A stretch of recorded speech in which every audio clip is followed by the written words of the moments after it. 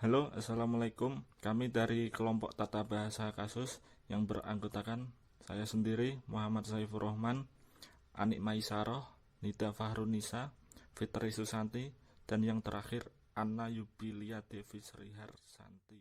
Tata Bahasa Kasus. Yang pertama adalah mengenai sejarah Tata Bahasa Kasus. Tata Bahasa Kasus pertama kali diperkenalkan oleh Charles J. Fillmore dalam karangannya berjudul The Case Forecast tahun 1968. Tarikan mengatakan bahwa tata bahasa kasus merupakan modifikasi pengertian dari tata bahasa transformasi yang memperkenalkan kembali kerangka kerja konseptual hubungan-hubungan kasus dari tata bahasa tradisional, tetapi masih memelihara serta mempertahankan suatu perbedaan antara struktur dalam dan struktur permukaan dari bahasa generatif. Fillmore membagi kalimat atas dua unsur, yaitu modalitas yang bisa berupa unsur negasi, kala, aspek, dan verbal, dan yang kedua adalah proposisi yang terdiri dari sebuah verba disertai dengan sebuah kasus.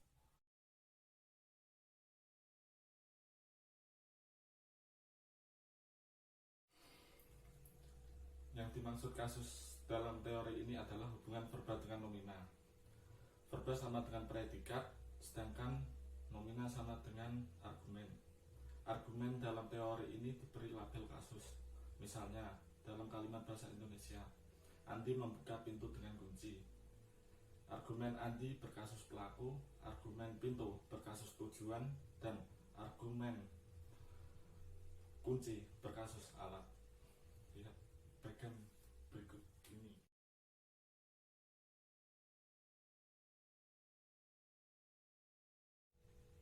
Dan presentasi selanjutnya akan dilanjutkan oleh teman saya tentang pembeda kasus dan macam-macam kasus. Assalamualaikum warahmatullahi wabarakatuh. Saya Anik, NIM 211418015.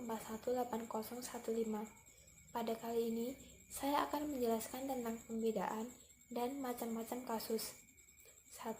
Kasus agentif atau A, yaitu kasus yang secara khusus ditujukan kepada makhluk hidup yang bernyawa yang merasakan hasutan tindakan yang diperkenalkan oleh verba.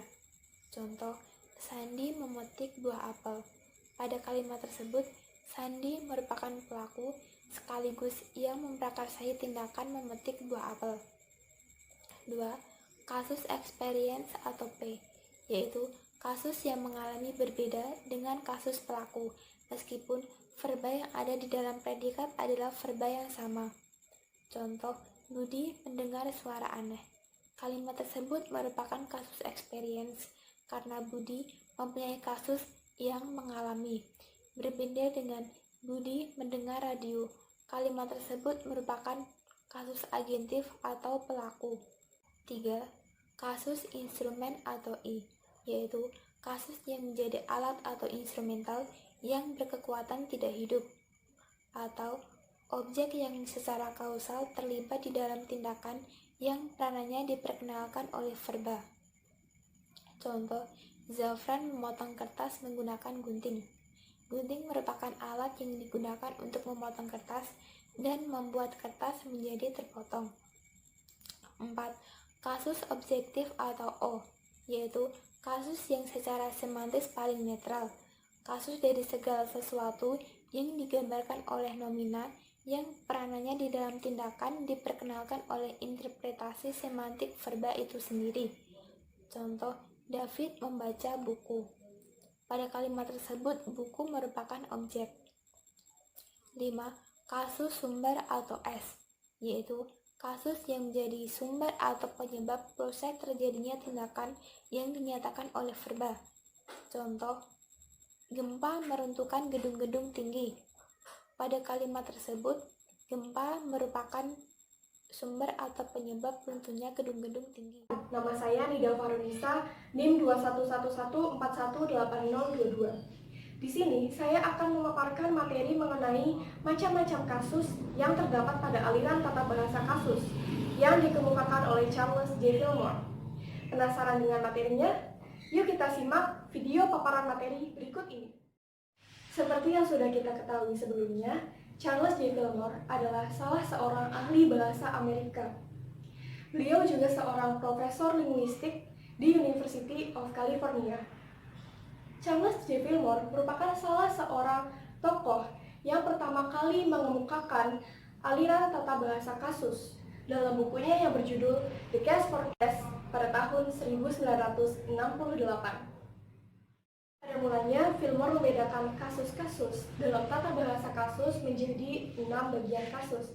Yang pertama ada kasus pelaku, yang kedua ada kasus alat, yang ketiga ada kasus datif, yang keempat ada kasus partitif, yang kelima ada kasus tempat, dan yang keenam adalah kasus objektif. Kemudian pada tahun 1971, Fillmore mengadakan perubahan pada pembedaan kasus-kasus yang tadinya hanya berjumlah 6 kasus, kemudian berkembang menjadi 10 kasus.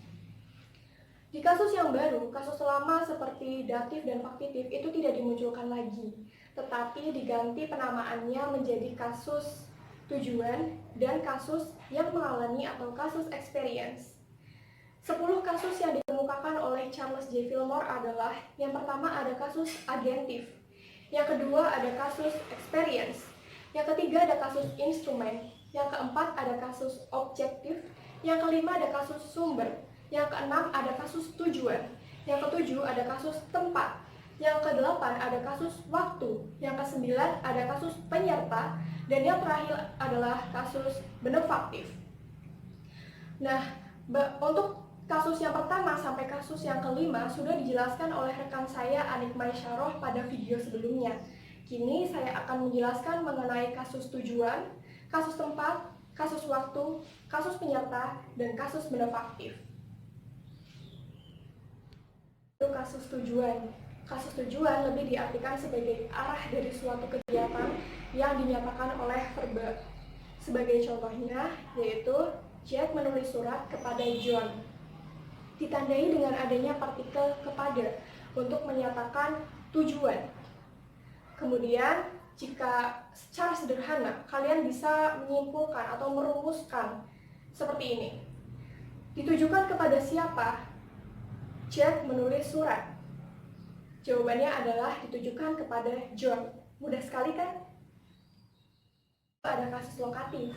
Kasus lokatif adalah kasus yang memperkenalkan lokasi, tempat atau letak, ataupun orientasi ruang atau spasi, atau tindakan yang diperkenalkan oleh verba. Contoh, Anita mengajar di Aceh. Kata Aceh adalah kasus tempat, karena Aceh merupakan salah satu provinsi yang ada di Indonesia yang ibu kotanya berada di Banda Aceh.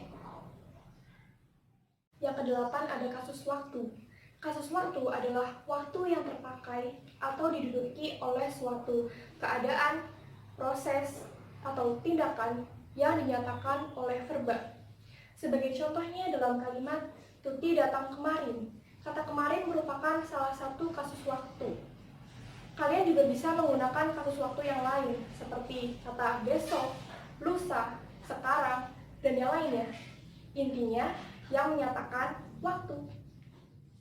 Yang kesembilan ada kasus penyerta. Kasus penyerta adalah frasa benda yang mempunyai hubungan konjungtif dengan frasa benda lain. Biasanya ditandai dengan adanya preposisi dengan dan juga bersama dan lain sebagainya. Contohnya dalam kalimat MS main catur dengan Latif dan Latif bersama MS main catur. Kata Latif merupakan kasus penyerta karena memiliki hubungan konjungtif dengan frasa benda lain. Yang ke-10 ada kasus benefaktif. Kasus benefaktif mempunyai ciri plus hidup. Kasus ini ditujukan kepada makhluk hidup yang bernyawa yang memperoleh keuntungan dari tindakan yang dilakukan oleh verba. Sebagai contoh, ibu memberikan hadiah kepada adik. Kata adik adalah kasus benefaktif karena kata adik mempunyai ciri plus hidup serta memperoleh keuntungan dari tindakan yang dilakukan oleh verba. Dalam bahasa Inggris contohnya, Jack opened the door for Paul. Kata Paul merupakan kata benefaktif atau kasus benefaktif karena Paul memiliki ciri plus hidup serta mendapatkan keuntungan dari Jack untuk dibukakan pintunya. Perkenalkan, nama saya Anna Widya Devi Sriasanti, NIM 411 418058. Di sini saya dari kelompok aliran tata bahasa kasus dan saya akan menjelaskan mengenai jenis kasus yang bersejarah. Yang pertama adalah jenis kasus yang bersejarah, kasus nominatif, bersamaan kasus subjektif. Bahasa Melayu ialah subjek bagi kata kerja finitum. Contohnya, kami pergi ke kedai. Kami di sini merupakan subjek bagi kata kerja finitum tersebut. Yang kedua, kasus akusatif, bersama kasus datif dan ablatif. Kasus objektif bahasa Melayu ialah objek langsung bagi kata kerja. Contohnya, dia mengingat kami. Kami di sini menjadi kata kerja pada objek langsung. Yang ketiga, kasus datif, merupakan objek tak langsung bagi kata kerja. Contohnya, dia memberi kami diskon. Kami di sini merupakan objek tak langsung bagi kata kerja.